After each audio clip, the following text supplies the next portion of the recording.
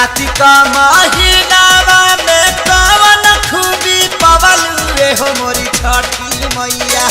कार्तिक महीनावा में कवन खूबी पवल रे हो मोरी छठी मैया।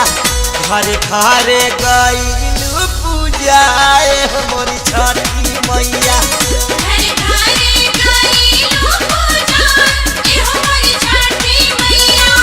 कार्तिक महीनावा में कवन खूबी पवल रे हो मोरी छठी मैया। कार्तिक महीनावा में कवन खूबी पवल रे हो मोरी छठी मैया। घरे घरे गईलू पूजा हो मोरी छठी मैया।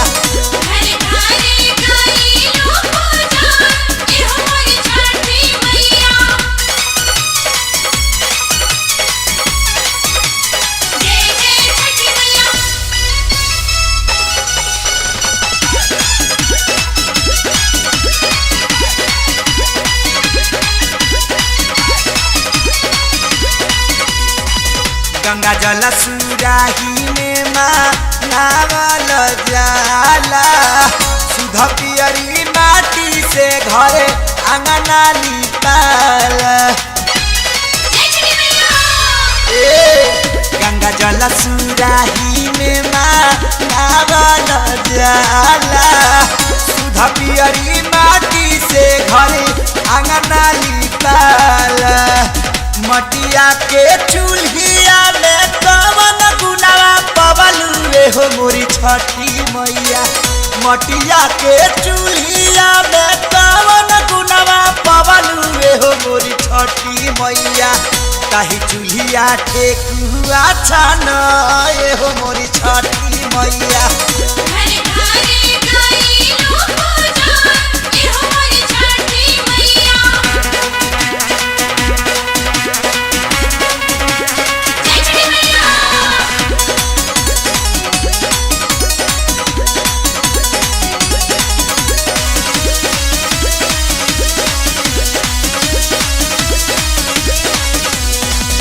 डोमिन के घर से आए सुपलिया दौरा। पिवई के नई हर से आवे साथी चौरा। डोमिन के घर से आए सुपलिया दौरा। पिवई के नई हर से आवे साथी चौरा। सत्तर घाट के उखिया में पवन सवाद पवल रे हो मोरी छठी मैया। सत्तर घाट के उखिया में पवन सवाद पवल रे हो मोरी छठी मैया। कहीं उखिया कोसिया भरा हो मोरी छठी मैया।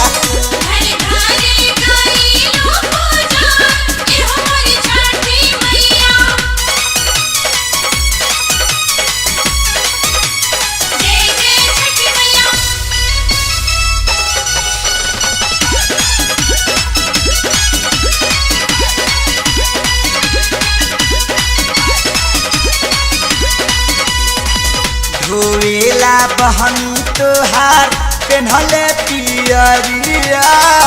बनले कहरिया तोहार महेश खेसारिया। धोएला बहनी तोहार पेन्हले पियरिया। बनले कहरिया तोहार महेश खेसारिया। गंगा जी के घाटिया पर कवन आनंद पवल रे हो मोरी छठी मैया। गंगा जी के घाटिया पर कवन आनंद पवल रे हो मोरी छठी मैया।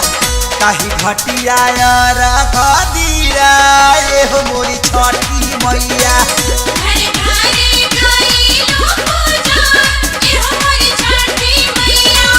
कार्तिक महीनावा में कवन खूबी पवल रे हो मोरी छठी मैया।